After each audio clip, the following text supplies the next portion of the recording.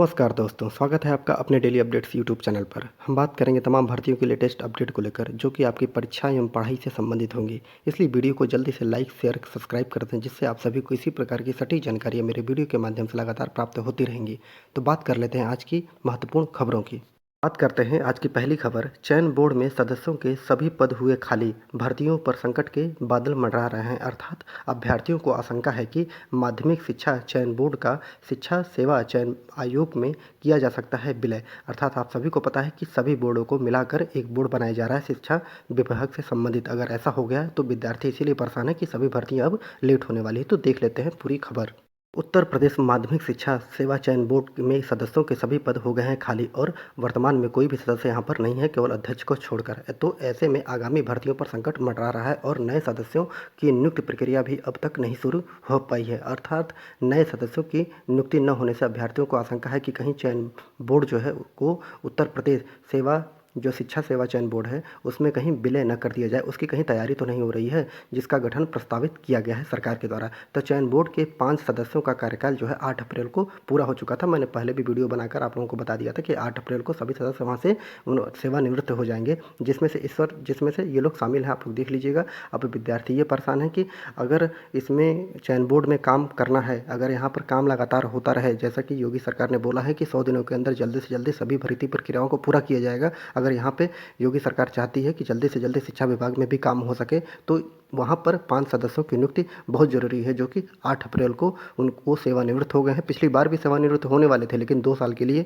इनका कार्यकाल बढ़ा दिया गया था। तो योगी सरकार को जल्दी से जल्दी इनके सदस्यों की नियुक्ति करके और जो चयन बोर्ड का काम ठप पड़ा हुआ है वो काम शुरू हो जाए, क्योंकि अभी केवल अध्यक्ष ही महोदय हैं तो अध्यक्ष अकेले काम नहीं कर सकता है। तो इसलिए सरकार को जल्दी से जल्दी सदस्यों की नियुक्ति कर देनी चाहिए ताकि कि विद्यार्थियों को डर ना बना रहे और विद्यार्थी भी संतोषजनक वो भी संतोष स्थिति में रहें कि उनकी भी विज्ञापन जो है, जैसा कि आप सभी को पता है कि 5200 से 5500 का विज्ञापन टीजीटी पीजीटी 2022 का आ चुका है, जिसमें से 2000 जो है विज्ञापन जो है वो प्रधानाचार्य के हैं। तो सब मिलाकर 7000 का आप लोगों का अधियाचन आया हुआ है। तो अब देखते हैं, अभी 24 अप्रैल को अधियाचन आ जाएगा। उसके बाद पता चल जाएगा कि कितनी सीटें उत्तर प्रदेश में अभी खाली हैं, क्योंकि अभी रिटायरमेंट के तहत और भी बहुत चीज़ों के तहत सीटें खाली होती हैं। तो उसके बाद ही पता चल पाएगा कि वास्तविक स्थिति उत्तर प्रदेश में टीजीटी पीजीटी की क्या है, कितनी सीटें खाली हैं। विद्यार्थी तो 22,000 तदर्थों की सीटों को भी जोड़ने की बात कर रहे हैं, लेकिन अब देखते हैं कि वो सीटें जोड़ती हैं कि नहीं जोड़ती हैं, कितने का विज्ञापन आता है, कितने लोग विद्यार्थी जो हैं। बस महत्वपूर्ण इस बात की है कि अभी कोई काम चयन बोर्ड आयोग में नहीं हो रहा है। क्यों नहीं हो रहा है? क्योंकि वहाँ पर सदस्य नहीं है और काम करने के लिए सदस्यों की वहाँ पर नियुक्ति जरूरी है। तो सरकार को पहले सदस्यों की नियुक्ति करनी चाहिए। ये तो बात की बात है कि वहाँ पर कब कितने का अधियाचन आएगा। विद्यार्थी जो अपने अधियाचन को मंगवा लेंगे सरकार, लेकिन सरकार को जल्दी से जल्दी इस पर ध्यान देना चाहिए। नए सदस्यों की नियुक्ति से संबंधित अगर कोई भी सूचना मिलती है तो जल्दी से जल्दी आप लोगों को वीडियो के माध्यम से अपडेट करता रहूँगा।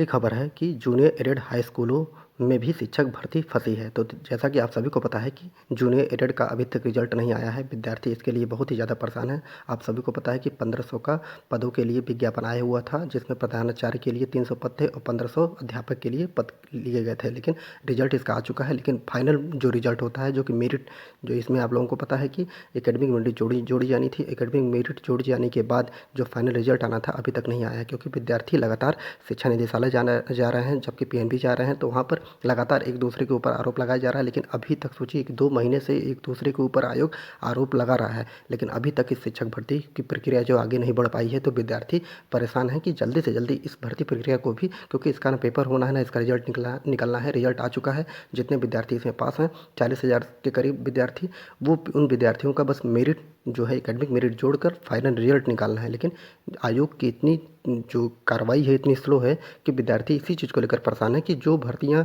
जो अपने तय समय के अनुसार होनी थी उसको भी ये लोग देर कर रहे हैं, जिसमें कुछ भी नहीं करना है, बस एक छोटा सा रिजल्ट निकालना है। लेकिन आरोप प्रत्यारोप के चक्कर में ये भर्ती फंसी पड़ी दिख रही है। बड़ी खबर है कि अब कहीं खाली नहीं रहेंगे टीचर के पद। जैसा कि आप देख पा रहे हैं कि हायर एजुकेशनल जो इंस्टीट्यूट हैं वहाँ पर टीचर के पद अब लंबे समय तक खाली नहीं रहेगा। खाली होने से पहले ही उन पदों को भरने की प्रक्रिया शुरू करनी होगी। टीचर के खाली पदों को भरने में देरी को लेकर कोई बहाना नहीं चलेगा। एजुकेशन मिनिस्टर ने इसको लेकर एक प्लानिंग की है। हालांकि इससे पहले सेंट्रल यूनिवर्सिटीज सहित सभी सेंट्रल हायर एजुकेशनल इंस्टीट्यूशनल में टीचर के खाली पदों को मिशन मोड के तहत भरने के निर्देश दिया गया है। इस काम को पूरा करने में 31 अगस्त 2022 तक का समय सीमा निर्धारित की गई है। तो हम देख लेते हैं हैं कि कहाँ-कहाँ पर कौन से पद अभी खाली हैं। तो एजुकेशनल मिनिस्ट्री की एक रिपोर्ट में कहा गया है कि मौजूदा समय में सेंट्रल हायर एजुकेशनल इंस्टीट्यूशन में टीचर के 11,000 से ज़्यादा पद खाली हैं। तो देखते हैं कि इनमें से 6,500 अकेले जो पद हैं वो सेंट्रल जो यूनिवर्सिटी हैं वहाँ पर खाली पड़े हैं, जबकि आईआईटी में टीचर के पद 4300 पद अभी खाली पड़े हैं। आईआईएम में 422 टीचर के पद खाली हैं, जबकि सेंट्रल यूनिवर्सिटी में टीचर के कुल पदों की संख्या करीबन 19,000 है। इस प्रकार आप लोग देख पा रहे हैं कि केवल शिक्षा विभाग में ही, चाहे वो आईआईटी हो, चाहे वो आईआईएम हो और चाहे वो सेंट्रल यूनिवर्सिटी हो, सभी जगह अधिक से अधिक पद जो हैं वो खाली पड़े हैं, लेकिन सरकार इसको भरने का नाम ले रही है। तो अब हमको ये देखना है कि जैसे मैंने पिछली बार वीडियो बनाकर आप लोगों को बताया था कि रेलवे में कितनी नौकरियां अभी बाकी हैं, बैंकों में कितनी बाकी हैं, तो आज शिक्षण संस्थानों में हम लोगों ने देख लिया कि कितनी नौकरियां बाकी हैं, लेकिन सरकार इसको भरने का नाम नहीं ले रही है। लेकिन अब जो है, जो मानव संसाधन विकास मंत्रालय है, अर्थात एजुकेशनल मिनिस्ट्री जो अब जिसको नाम हो गया है, उसने अब बोल दिया है कि जल्दी से जल्दी ये जब भी कोई सीट खाली होगी उससे पहले ही भर्ती प्रक्रिया चालू कर दी जाएगी। तो अब देखते हैं कि कहते क्या हैं और करते क्या हैं। क्या ये ऐसा हो सकता है कि जहाँ पे लोगों को पता चल जाए शिक्षा संस्थानों में कि ये पद खाली होने वाले हैं, क्या उसका विज्ञापन समय सीमा के अंदर लाया जाएगा और वहाँ पर अध्यापकों की नियुक्ति की जाएगी, क्योंकि इससे उनका कुछ नहीं जाता, इससे देश का विकास रुक जाता है और विद्यार्थियों की पढ़ाई इससे बर्बाद होती है। और जब विद्यार्थियों की पढ़ाई बर्बाद होती है तो कहीं ना कहीं देश भी कहीं ना कहीं पीछे चला जाता है। खबर है, एनडीए एवं सीडीएस की परीक्षा जिले के 37 केंद्रों पर आयोजित की गई, अर्थात जीके ने दी राहत, जबकि गणित के सवालों ने उलझा के रख दिया है। अर्थात 22 केंद्रों पर एनडीए और 15 केंद्रों पर सीडीएस की परीक्षा हुई। संघ लोक सेवा आयोग द्वारा नेशनल डिफेंस एकेडमी एवं कंबाइंड डिफेंस सर्विस जो होता है, अर्थात एनडीए एवं सीडीएस के लिए रविवार को अर्थात गोरखपुर में 37 केंद्रों पर परीक्षा का आयोजन किया गया था। अभ्यर्थियों को गणित के सवालों ने ज़्यादा परेशान किया, जबकि अंग्रेजी एवं समान अध्ययन के सवालों को देखकर विद्यार्थी जो हैं खुश नजर आए हैं। तो अब देखते हैं कि कैसा पेपर गया है। अब रिजल्ट ही बताएगा लोगों को कि पेपर कैसा गया। अगली खबर, जैसा कि आप सभी को पता है कि लोक सेवा आयोग की स्टाफ नर्स की प्रारंभिक परीक्षा कल थी, जिसमें 58% अभ्यर्थी ही इसमें शामिल हो पाए थे। पहली बार ही लोक सेवा आयोग की ऐसा पेपर हो रहा है जो कि 2 चरणों में परीक्षा ली जा रही है। इससे पहले जो है स्टाफ नर्स की जो पेपर होता था एक ही चरण में लिया जाता था, लेकिन इस बार स्टाफ नर्स का जो पेपर है 2 चरणों में लिया जाएगा। तो यूपीपीएससी ने 5 साल बाद भर्ती जो है इसकी प्रक्रिया शुरू की है। जैसा कि आप सभी को पता है कि 17 में वैकेंसी आई हुई थी और 17 में लोगों ने फॉर्म फिलअप कर दिया था, लेकिन विद्यार्थी कोर्ट चले गए, तो 2022 में भी विज्ञापन के लिए इसकी साइट जो खोली गई थी कि आप लोग जल्दी से जल्दी जो भी विद्यार्थी नहीं भरे पड़े हैं उसको भी फिलअप कर दिया जाए। तो 2022 में भी कुछ विद्यार्थियों ने आवेदन किया था। तो इसका पेपर कल था। तो स्टाफ नर्स पुरुष प्रारंभिक परीक्षा 2017 रविवार को प्रदेश के जिलों में प्रयागराज एवं लखनऊ में 38 केंद्रों पर आयोजित की गई थी, जिसमें से 58.14% अभ्यर्थियों ने अपनी उपस्थिति दर्ज कराई है। और परीक्षा एक सत्र में सुबह 11 से अपराह्न अर्थात 1 बजे 11 से 1 बजे तक आयोजित की गई थी। तो आप लोग देख सकते हैं पेपर जो था वो संतुलित एवं स्तरीय पेपर रहा था और विद्यार्थी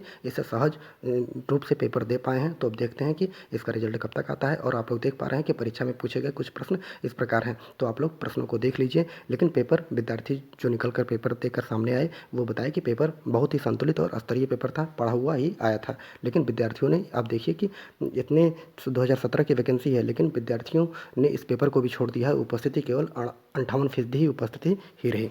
खबर है, उत्तर प्रदेश की जो बोर्ड की परीक्षा चल रही है वहाँ पर इंटरमीडिएट की रसायन विज्ञान एवं समाजशास्त्र की आज परीक्षा दी जाएगी। अर्थात उत्तर प्रदेश के यूपी बोर्ड हाई स्कूल की परीक्षा में सोमवार को प्रथम पाली में गुजराती, उर्दू, पंजाबी, बांग्ला, मराठी, आसामी, उड़िया, कन्नड़, कश्मीरी, सिंधी, तेलुगु और तमिल, मलयालम, नेपाली की परीक्षा होगी। और इंटरमीडिएट की फल, खाद्य संरक्षक, पाक शास्त्र अर्थात परिवरचना एवं सज्जा, धुलाई, रंगाई इत्यादि इत्यादि सभी मिलाकर इंटरमीडिएट की जो परीक्षा है और हाई स्कूल की परीक्षा आज होगी। कल इनकी परीक्षाएं समाप्त हो जाएंगी और 13 तारीख को इंटरमीडिएट की जो इंग्लिश की परीक्षा आउट हुआ था बलिया से, उसकी परीक्षा 13 तारीख को सरकार के द्वारा ली जाएगी।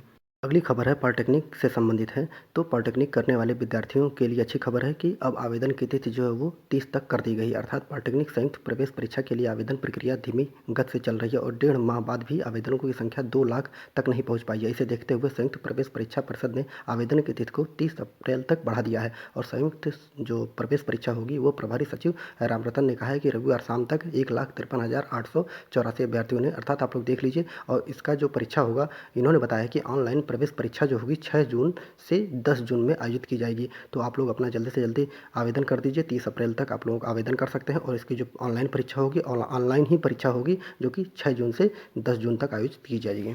अगली खबर है, टैबलेट एवं स्मार्टफोन की आपूर्ति न कर पाने पर इन आईटी कंपनियों पर सरकार जो है जुर्माना लगा रही है। जैसा कि आप सभी को पता है कि उत्तर प्रदेश में सभी लोगों को टैबलेट एवं स्मार्टफोन बांटा जाना था योगी सरकार के द्वारा, लेकिन जो टेंडर दिया गया था लावा, सैमसंग व एसर कंपनियों को टेंडर दिया गया था और बताया गया था कि 3 माह में आप हमें 17.70 लाख टैबलेट स्मार्टफोन देंगे, लेकिन यहाँ पर उन्होंने केवल कितना दिया, 12.31 लाख ही आपूर्ति कर पाए। और ऐसा क्यों कारण था? ऐसा कारण ये था कि चुनाव था और इनको, इस कंपनियों को ये भरोसा था कि ये सरकार सरकार जो है वापस नहीं आएगी। अगर सरकार वापस नहीं आती है तो ये जो हमारा जो प्रोडक्शन हम लोग कर रहे हैं ये हम कहाँ पे बेचेंगे। तो इसलिए इन्होंने अपने प्रोडक्शन में जो कार्रवाई जो थी वो स्लो कर दी है और जिसके कारण इन्होंने 12.31 लाख ही की आपूर्ति करी है, जिस कारण योगी सरकार ने इनके ऊपर 14 करोड़ का जुर्माना लगा दिया है। तो आप लोग देख सकते हैं कि 25-25 स्मार्टफोन एवं टैबलेट खरीद के लिए हुआ था टेंडर एवं कंपनियों की सफाई क्या है, तकनीकी उपकरणों की आपूर्ति नहीं हो सकने के कारण हम लोगों ने आप लोगों को आपूर्ति नहीं दी है। अर्थात उत्तर प्रदेश के विद्यार्थियों के लिए मुफ्त वितरित करने के लिए स्मार्टफोन एवं टैबलेट की आपूर्ति नहीं कर पाने से यूपी सरकार ने